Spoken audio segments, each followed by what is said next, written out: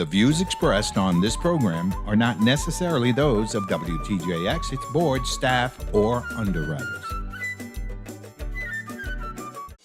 On this episode of Comes with the Territory, we'll delve into the recently launched Retirees Reentering Program, which enables retirees to rejoin government service in hard-to-fill positions without losing their annuities. Personnel Director Cindy Richardson and Legal Counsel Aaliyah Felix is here with us to share more about the program. These projects are taking too long. Through the chair, I'd like to respond, particularly to the notion that somehow my department is behind on something. At a recent Senate hearing, Planning and Natural Resources Commissioner Jean-Pierre Oriol defended his department's progress as St. Croix Senator Diane Capehart voiced her concerns about the pace of multiple library renovation projects in the territory. We'll have the details. Plus, as part of a grant-funded initiative by the National Park Service, efforts are underway to engage generational Crucians in influencing the future direction of St. Croix's 3 national parks. We'll explain, and later, this week's panel joins the conversation to analyze these issues and more. Comes with the Territory starts now.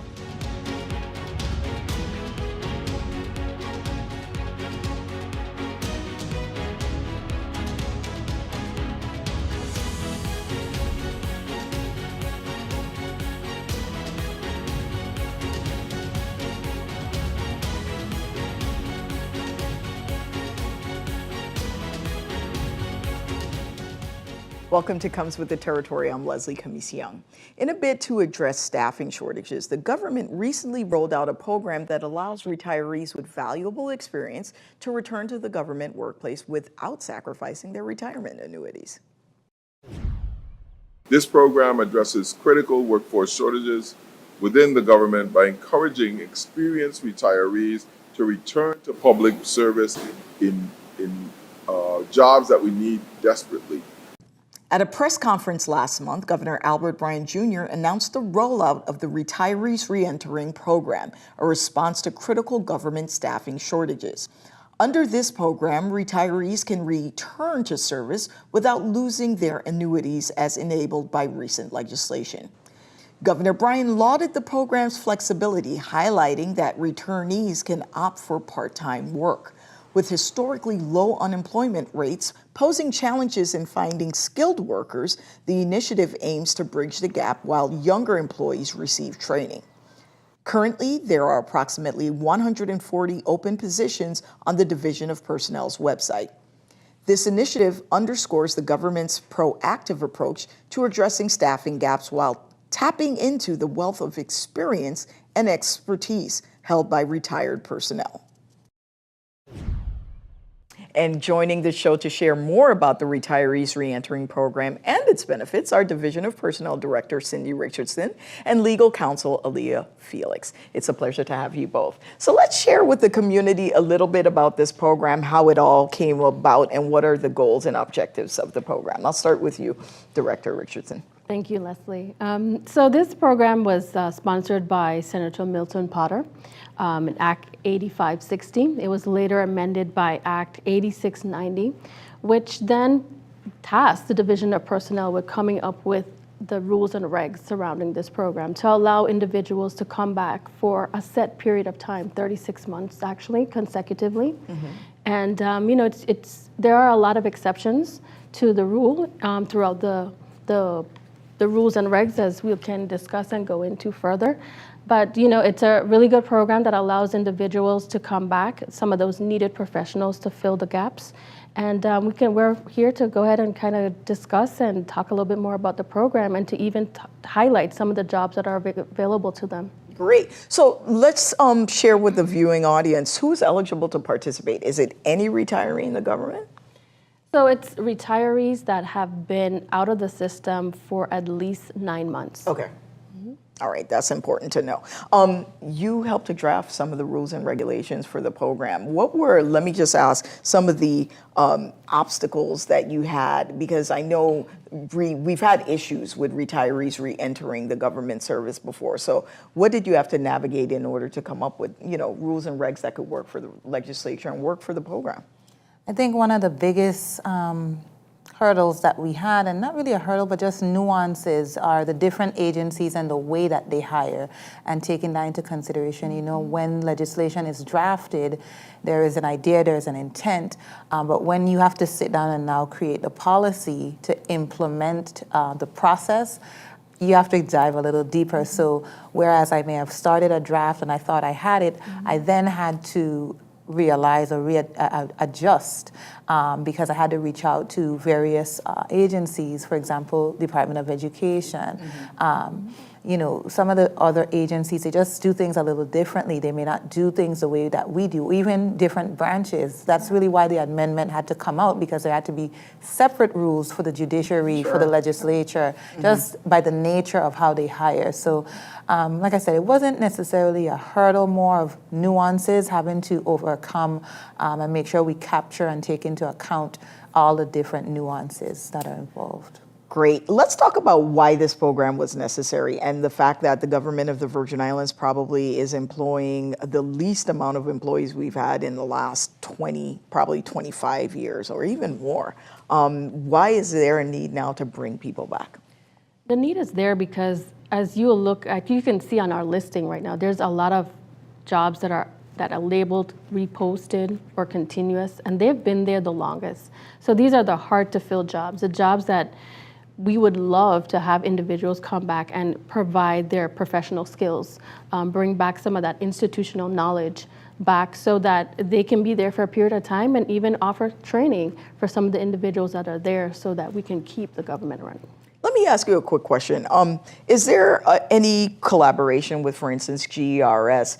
I mean, I'm sure the division has the records of what skills and who held these, positions or similar positions before. Is there any collaboration there or a database being put together? Say, we know that these 10 individuals have done X. Let's reach out to them, and they're retirees now. They've been an integral part of this process because, as Attorney Felix indicated, the drafting took some time.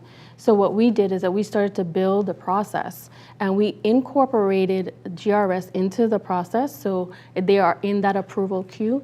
The HRs were also part of the process. We have trained everyone. Just before the governor signed, all of the HRs were trained. GS was brought into the mix. We even have mention of an audit process so that if we in fact had to miss anyone, we can capture them and they're in the communications with us throughout the entire process. That's great.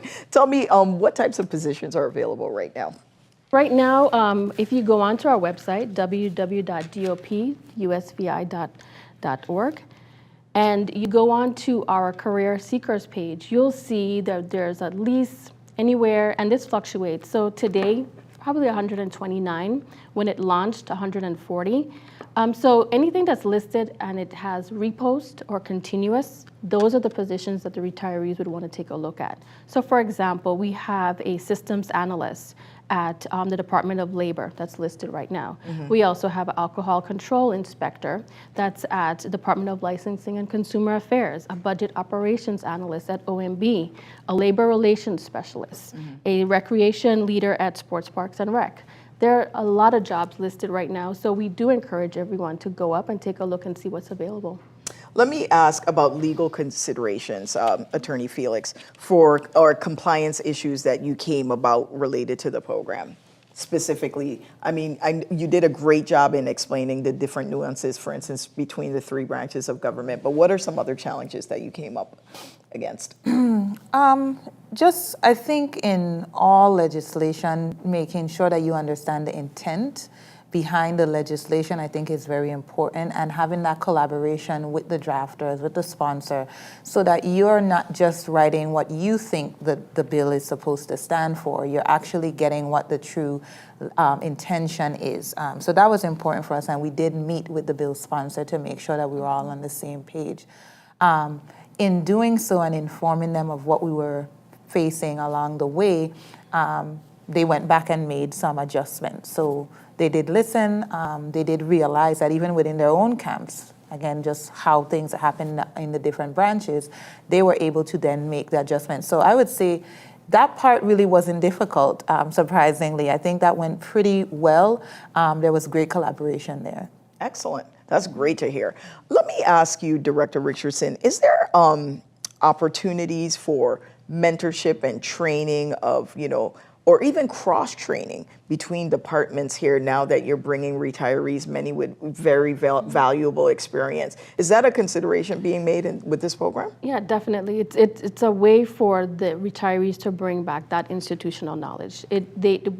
They're there for 36 consecutive months. It's really up to the agency to ensure that they're placed in such a way that they can offer that training and mentorship to the individuals that are there, especially if they're coming from one branch of government or even a different agency, not necessarily going back to the agency they came from, but if something was working in Department of Human Services and they wanted to go to Department of Labor, the information could be shared. So let me ask you another question about the details of the program. How long can retirees work for? You mentioned the 9-month period. Are there any exceptions for that if somebody just retired and, let me change my mind? Or sometimes an emergency comes up, there are unexpected expenses and they were like, going back to work, it'll help. Are there any, allowances made for stuff like that?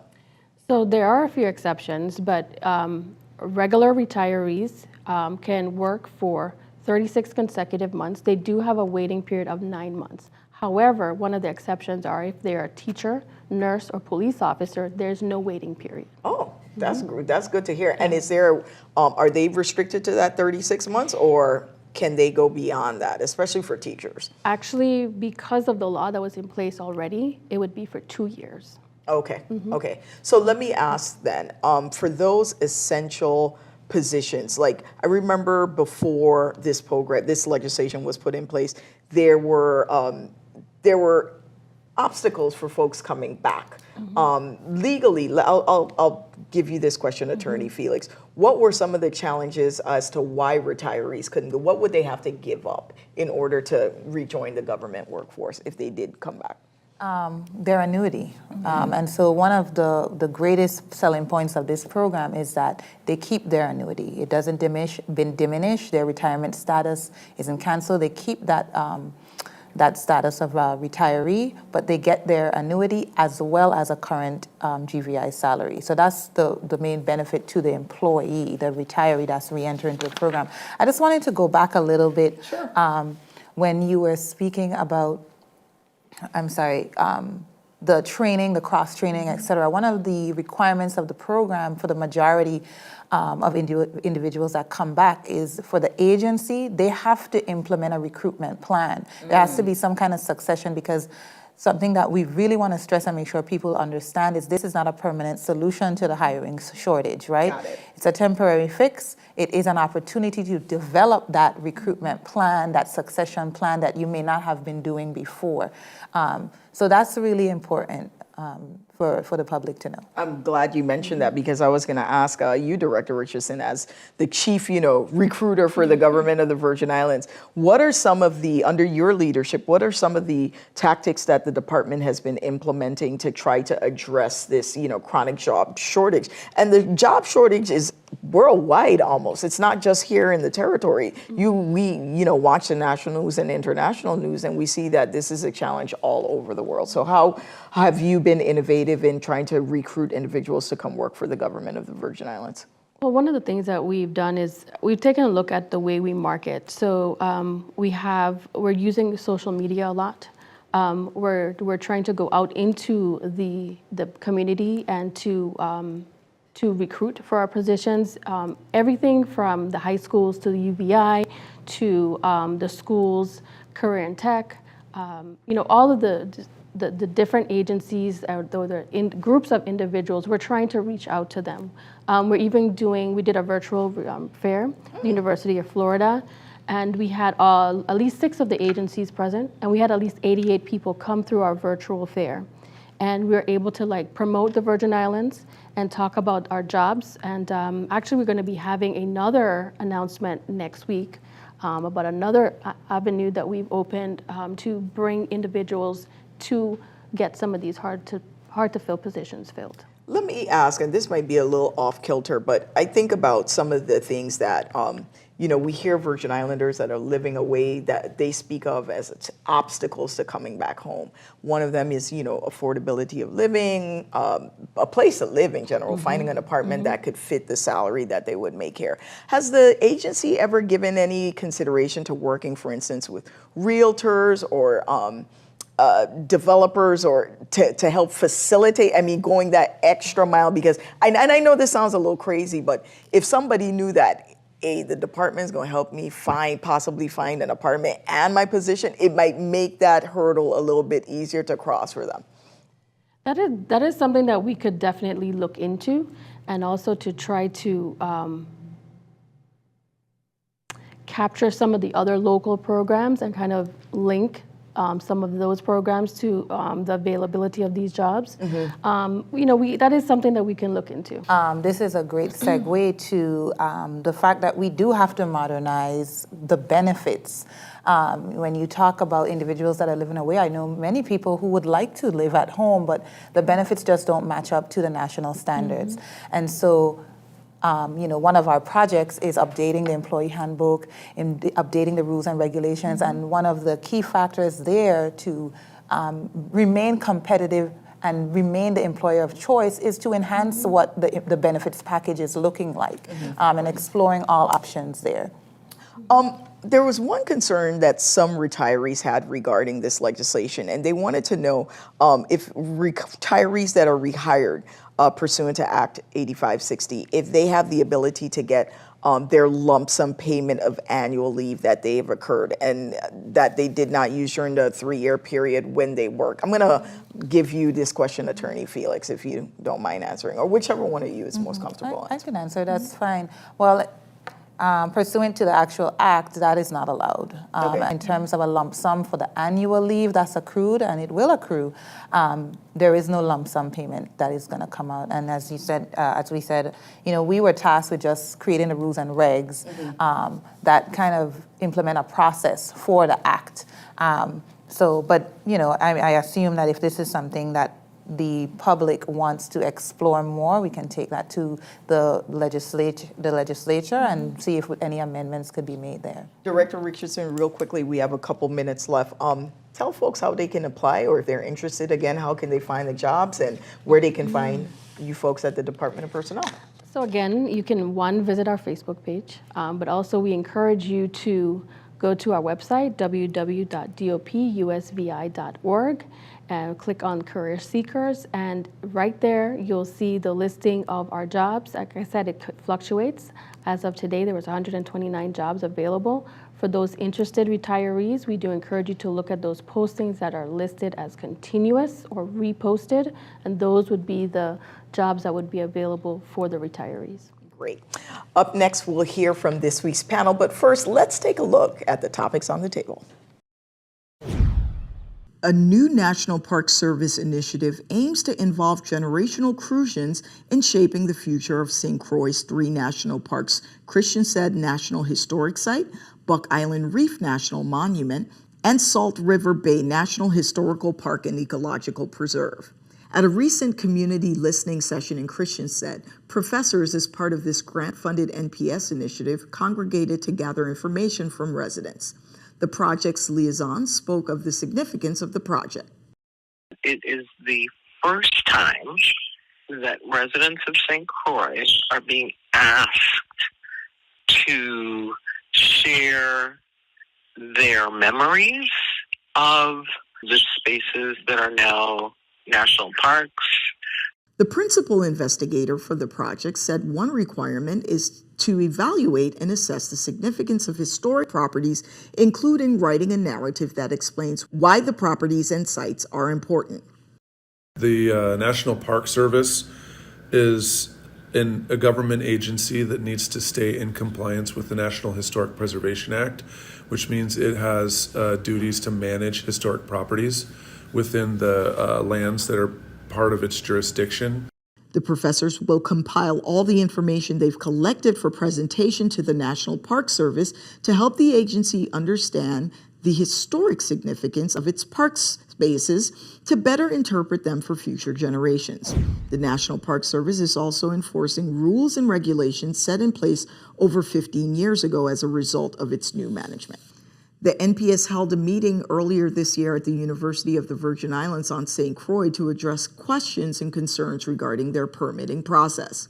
We had a parade for local athletes that had to stop at the edge and the beginning of King Street because it required some particular permit, insurance, or license, whatever the term is. If I understand you correctly, that it is in fact a policy that is now being enforced by the superintendent and the Park Service, that events like the Crucian Weekend, the parades, or whatever goes through that, cannot utilize that area unless there's some special permit issued by the National Park Service. I'm on the same page? Some of the processes may seem new, but they've actually been in place since 2006, NPS officials said. These are the rules that govern our society, and whether we like it or not, we have to abide by them. I do have compassion, sincerity, and I understand where you come from, and everything. Like the Cruiser Weekend Parade, yes. It wasn't until like 2 years ago, 3 years ago, that we actually caught on and said, whoa, that's one of the parades that's gone through the park, and we haven't contacted them to get a permit. It wasn't until earlier last year that we finally had a conversation with the Virgin Islands Police Department and discussed that any permit that they issue in the town of Christiansted that is going to go through the park cannot be approved or should not be approved unless they get a permit from us or approval from us. During the meeting, NPS provided detailed information on their commercial use authorizations and special use permits policies and guidance in navigating the application process. The NPS advises that the community should contact them ahead of time for the proper guidelines if holding a large event such as a parade, march, wedding, and more. These projects need to go. They need to happen. Planning and Natural Resources Commissioner Jean-Pierre Oriol recently faced criticism from St. Croix Senator Diane Capehart regarding the progress of multiple library renovation projects in the territory. The scrutiny came after Oriol provided an update to the Senate Committee on Disaster Recovery, Infrastructure, and Planning on March 22nd. All are currently obligated, 2 are currently in construction, with others in various phases of action. Oriol said the Charles Turnbull Library renovation project was obligated by FEMA in January of 2021, but the project faced delays due to bids exceeding budget. DPNR secured funding through the American Rescue Plan Act, and the facility is now under construction, he said. We anticipate the renovation will be completed by September of 2024. Enid Ball Library was obligated by FEMA in September of 2021 and put out to bid twice, with both times coming in over budget, Oriol said. But DPNR was able to secure more funding, and a contract was executed in February, with a notice to proceed coming in March. And the renovation should be completed in 1 year. The DPNR commissioner also gave an update on St. Croix's public libraries. Scopes of work for both the Florence Williams and Athley Peterson libraries were developed, and the bids for repairs for each of these facilities were solicited in July of 2021. Renovations at the Florence Williams Library are finished, and a ribbon-cutting ceremony was held last month. But the Peterson Library in Frederiksted is still under construction, the DPNR commissioner said. We are presently in the process of approving a change order from additional items, not a part of the original scope of work, and we anticipate the completion of the project in early 2025. On St. John, the Sproul Library was completed last year and is currently open to patrons, while construction on a St. John office building is ongoing and expected to be completed by August, Oriol said. Capehart, a former deputy commissioner for DPNR, criticized the pace of the incomplete projects. These projects are taking too long. I've been there, I know. And we keep hearing the same story over and over. The Frederiksted Library, I think you provided information that you selected a contractor. What's the status on that? There's a lot of things that your department is behind of. And I think even lack of staffing contributes to a lot of things not getting done in your department. Oriel defended his department's progress.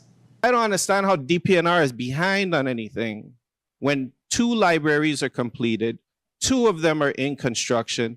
One of them is 3 months from, St. John office building is 3 months from being completed. And 2 of them are completely out of the hands of DPNR because we are not A&E professionals. Even so, Senator Kenny Gittens said libraries didn't seem to be a top priority.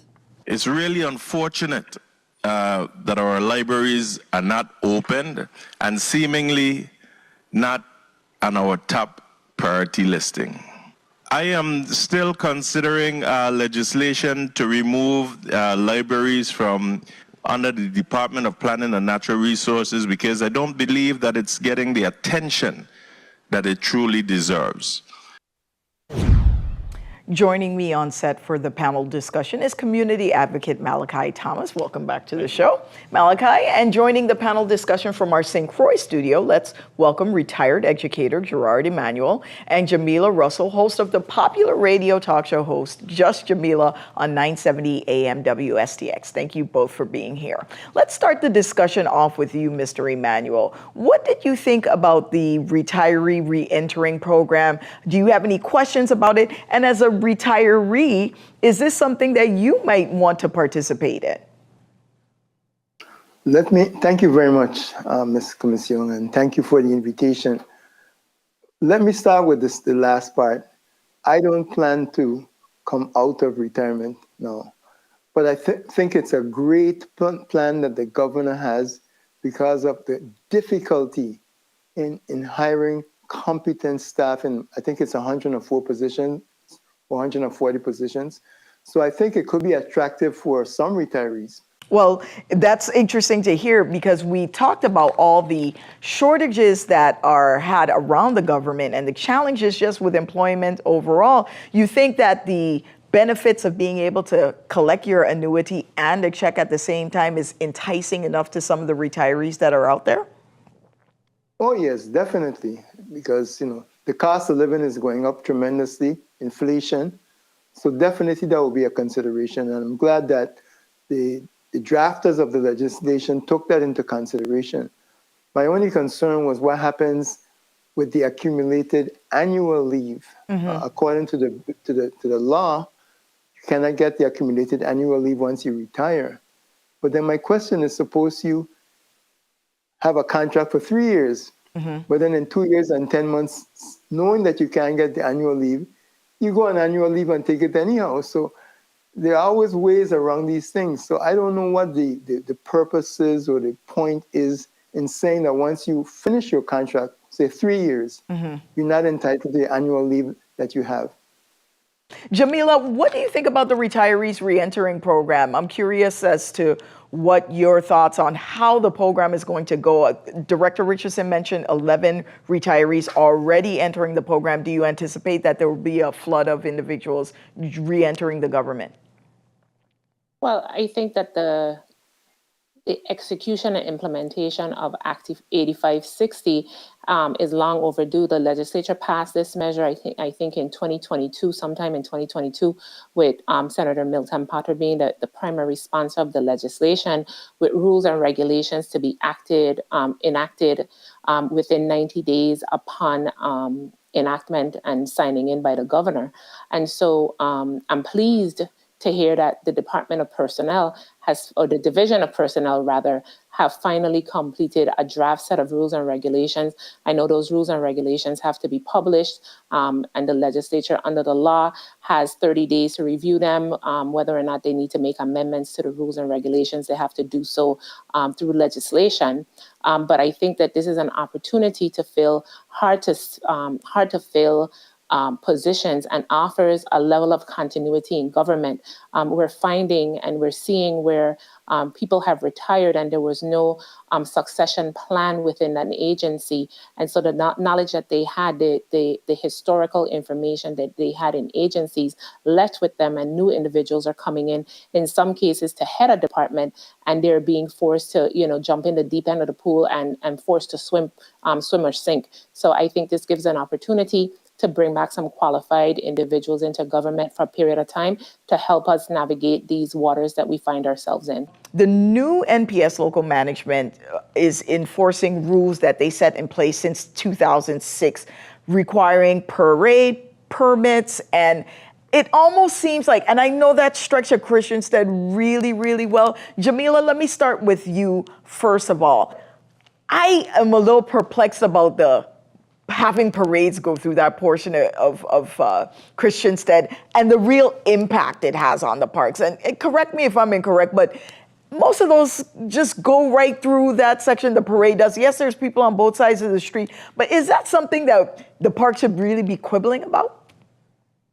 I think they should not. And I think that street should be given back to the people of the Virgin Islands. And I think this is just another opportunity for the federal government, the NPS in particular, to flex its muscles here in the territory and, show us that there truly are colonizers. I think that to enforce these rules at this time, is beyond ludicrous, and that there's no harm to come from us being able to celebrate who we are as a people. And what they're doing is impeding us from being our true selves and allowing us to celebrate our culture, our traditions, our history in a format and a manner that we're accustomed to. And I think that this listening series is a farce. The people of St. John spoke to the National Park Service and they ignored the wishes of the people of St. John. And I don't think that they're going to listen to these Crucians and generational Crucians and to say that you want to figure out how we use the space and share our historical accounts. That should have been done prior to your acquiring these sites as a historic site. You don't come back and then figure out why the site was historic or important to the people. You do that before you deem it a national park. And I think this is just a check the box. We're going to pretend to listen to you, and then we're going to flex our muscles as they've done at Buck Island and that they're doing, because we've seen the impact. And it's just another way for them to show us that they have the handle and we have the blade. Mr. Emmanuel, let me ask you, I'm curious to hear your perspective on the initiative involving Crucians in shaping the future of the parks and their methods of enforcement requiring permits for events, etc. in Christiansted. Well, thank you. First of all, I agree with Ms. Russell on what she said, but the park has been involved in the Virgin Islands for many, many years since the transfer. And since the transfer, we've been using those parks for musical bands, for Grease Pig, for 4th of July, for parades, for parties, moonlight excursion. I'm not going to explain that. And we never had a problem with the park. So I agree with Jamila. It seems like they're flexing the muscle, but I don't know why. We have been participants in the park for many, many years, and I don't know of any problems that we've had. So I'm hoping that something concrete and positive will come out of this.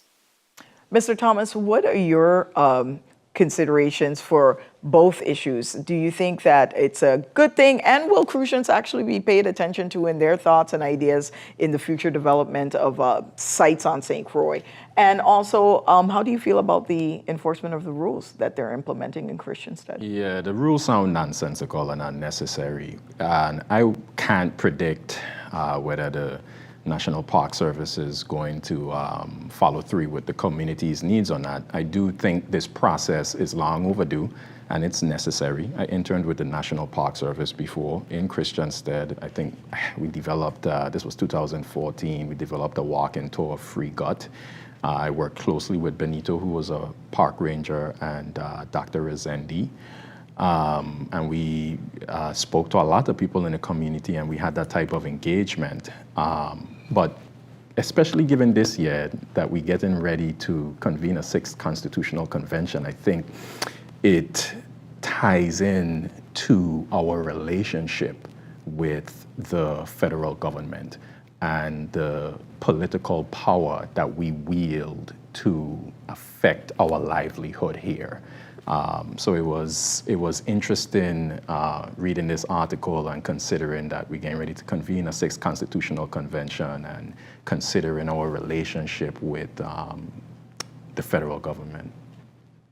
Jamila, you were quite strong in your emphasis of whether Crucians will be listened to or not. Let me ask you, in the shaping of future parks, other than the 3 that exist in St. Croix right now, what considerations should be taken or implemented by the national parks from Native Crucians?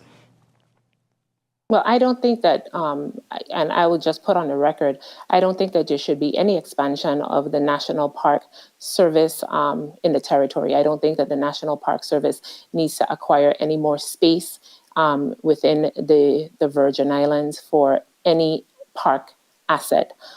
With that being said, I honestly, I can say truthfully, back in 1986, leading up to 1989, we had Crucians who protested about the Park Service turning the parking lot into the site that it is now. They didn't listen then. So I don't expect that they're going to listen now. And I think, again, this is just an opportunity for them to check the box and say, hey, we listened. When I viewed who's conducting the study, they didn't use professors and academics from the Virgin Islands. They're bringing in people from, universities on the mainland. So how serious are you if you're not going to engage with our university to conduct this study and you're using university talent from outside of our territory? And I just have no faith in the National Park Service. I think they disregard the people of our territory. They've shown that time and time again. And, as a Crucian, I think that portion of the street between King and Company should be returned to the people of the Virgin Islands. And I am still perplexed as to how it became part of the Park Service property portfolio. Very interesting. We saw earlier in the program, there was an exchange between Senator Diane Capehart and Commissioner Jean-Pierre Oriol over the library rehabilitations in the territory and what's been going on there and how long things are taking. Mr. Thomas, let me ask you, did you grow up as a frequent user of the libraries here in the Virgin Islands? No, I can't say I was a frequent user. I can't say I was. So, but are you at least familiar with were you familiar with the facilities? Have you visited the Turnbull Library or I haven't visited Turnbull Library, but I have visited. I know my parents used to take us to Enid and Bar. Yes. It was more active when my older siblings were coming up. And they had library cards. My parents maintained library cards for them, and they would take them to the library a lot.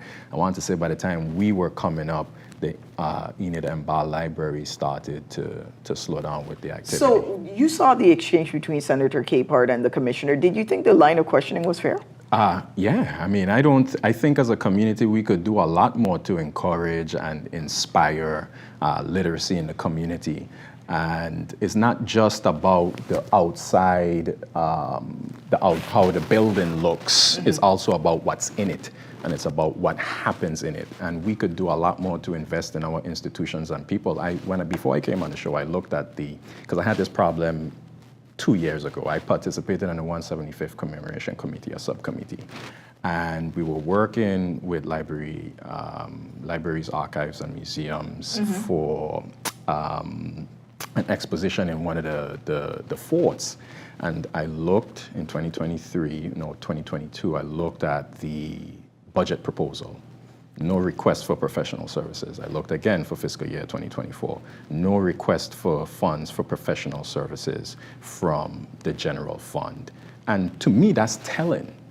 That's telling me that you don't even have the vision to ask for resources to put on programming to even encourage people to come inside the spaces that we have to inspire culture, to inspire reading and understanding history. Let me go to Mr. Emmanuel on St. Croix. As a former educator, what are your thoughts about the conditions of the libraries in Christiansted and Frederiksted? Although we just had a ribbon cutting at the Florence Williams Library up in Christiansted. But do you think things have been taking too long? And is DPNR making libraries a priority? Well, it's difficult for me to go against what the commissioner said. He said that they sent out bids, but the bids came in too high, and they had to hustle to get money. But when you talk about libraries, that's very dear to my heart, because my first part-time job, other than working in a rum shop, for a serious job, was libraries. I worked with the libraries for many, many, many years with Ms. Henderson and other people. And it's a shame to see that for all these years, the library has been closed down, possibly due to hurricanes. But I'm not going to quibble about whether they're moving too fast or slow. Senator Capehart is qualified to talk about that because she worked there more recently than I did. But I'm happy that they're on track now. And I'm hoping, like Mr. Thomas said, that they get the funding to provide the requisite professional staff that is necessary. Because libraries are very important to our community. Even though we have the internet service and all of that now, the space is very, very important for people to go and read and relax and learn. So I'm hoping that since the Florence Williams Library is finished now, that the Peterson Library will be finished soon, and that they will properly equip it with staffing as well as equipment and programs so that the young people in the community as well as the elders could take advantage of it. Jamila, should libraries be moved from under DPNR? And if so, where would you put them? I have no answer to that. I don't know where you would put them. I think that where they are, they probably need to remain for the time being. I don't have a solution for that. But I think that the conversation, and I think a lot of the frustration, is about the fact that we are graduating students that can't read.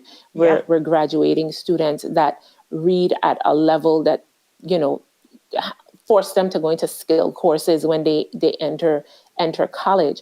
But I think that, just like Mr. Thomas said, we need to provide literacy programs, and we need to provide programs in the space. Let's face it, I was a frequent library user. I didn't have, in my home growing up, I didn't have a full set of encyclopedias, so I had to go to the library to use their resources so that I can complete my schoolwork. So I used the Peterson Library in Frederiksted quite regularly.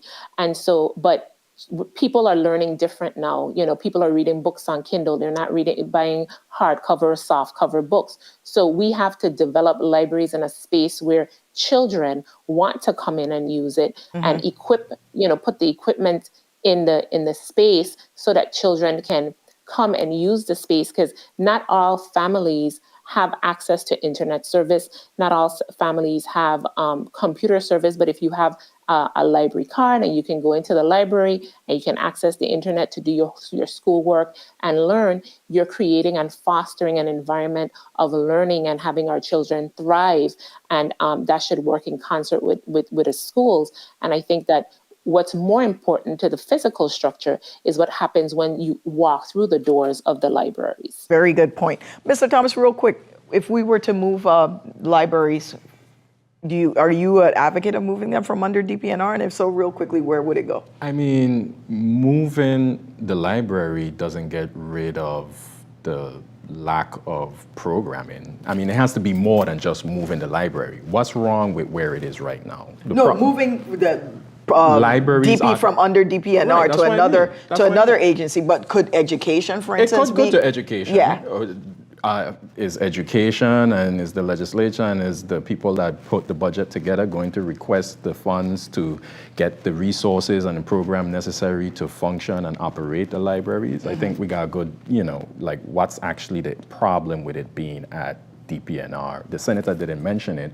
I'm sure he has it in his mind, but he didn't mention it, so I'm not sure what the benefit would be. Well, that's pretty interesting. I'm going to come back to you, Mr. Emmanuel, as a former educator, a retired educator. And Jamila mentioned something that is really near and dear to me, which is the testing scores and the ability of our graduates to read. And I remember the evening of the State of the Territory listening to a UVI professor talk about valedictorians and salutatorians from our schools having to take remedial courses at the University of the Virgin Islands. What are your thoughts about that? I think she's right, and that's a very serious issue. Now, the library situation isn't going to necessarily solve that, but it can assist with providing a space for students to sit down and actually read. Because the thing with a library, it's an environment that's just quiet and peaceful and everything, and it's the perfect environment for learning.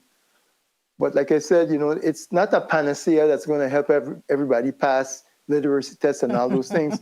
Still, parents have a role in it. They have to help the children. Teachers have to do their job.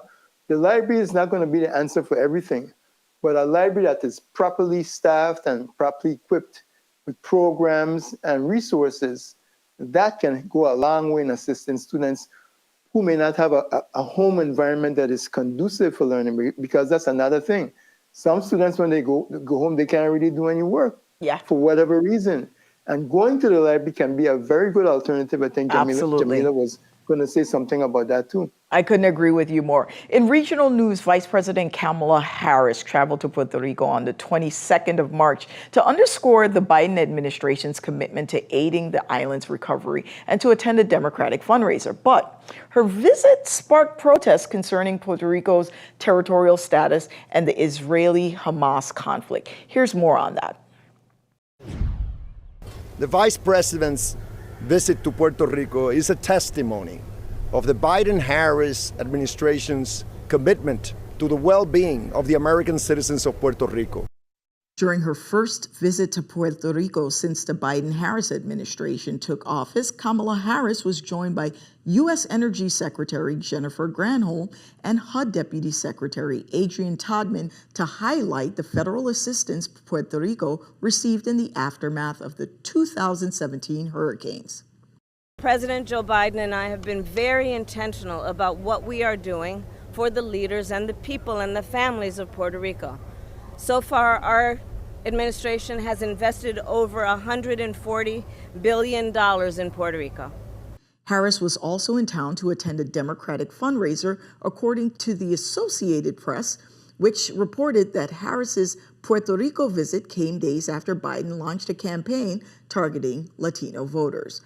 But local media coverage of Harris's visit depicted protesters taking to the streets to voice their disapproval of the vice president. Vicepresidenta de los Estados Unidos, Kamala Harris, visita nuestra isla para seguir exprimiendo a sus lacayos. Esta visita se da dentro de la realidad de una Palestina víctima del genocidio y de la hermana República de Haití enfrenta la horrible amenaza de una nueva invasión.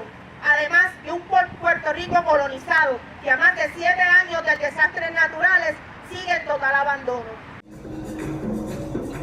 Harris also faced an awkward moment covered by many national media channels when she appeared to be clapping along to the beat of a protest song and then stopped when an aide apparently translated the lyrics to her.